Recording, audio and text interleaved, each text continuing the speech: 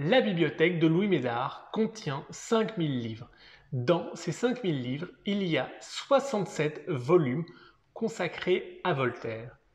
Dans une des préfaces, Louis Médard déclare « Il y a peu de lectures aussi attrayantes que celles des romans de Voltaire. »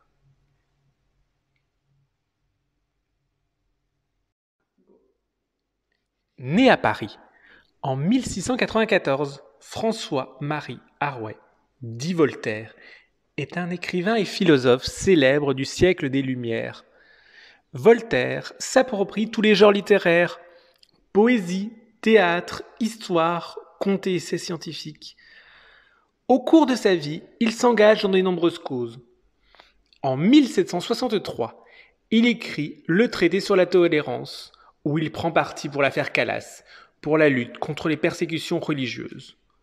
En 1733, il rencontre Émilie du Châtelet, qui partagera une partie de sa vie, avec une importante collaboration intellectuelle.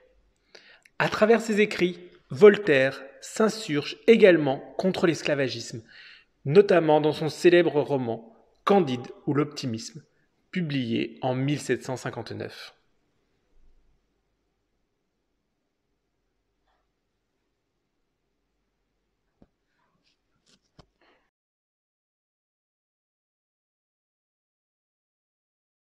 Voltaire, figure du grand philosophe au siècle des Lumières, édite en 1764 le Dictionnaire philosophique.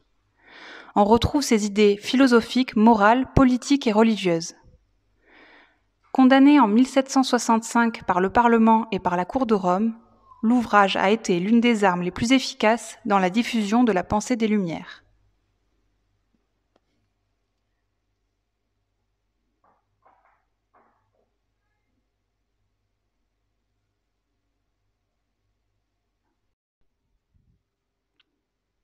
Voltaire seul forme une bibliothèque, affirme Louis Médard à propos du philosophe phare des Lumières.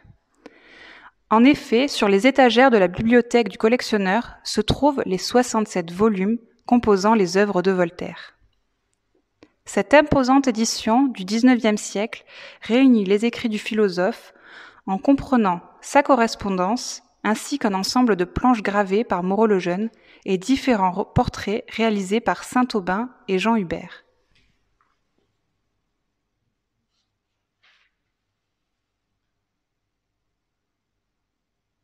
L'exemplaire détenu par Louis Médard est unique. Suivant une pratique chère aux bibliophiles, il a inséré dans le premier tome une lettre signée par Voltaire. Ce feuillet écrit sur 4 faces ne contient pas de mention du destinataire et sa date est imprécise. C'est grâce au contenu de la lettre que l'interlocuteur a pu être identifié. Il s'agit du cardinal Henri Oswald de la Tour d'Auvergne, archevêque de Vienne. Sur sa demande, Voltaire est chargé de composer un épitaphe en latin et de trouver dans l'Ancien Testament une citation appropriée pour le tombeau d'Armand de Montmorin. En effet, le cardinal d'Auvergne a souhaité ériger un monument funéraire à la gloire de son prédécesseur, afin, comme semble l'affirmer Voltaire, d'y reposer dans 50 ans avec lui. Le ton de cette lettre reflète le style moqueur et élégant du philosophe face à un homme d'église réputé pour sa corruption morale.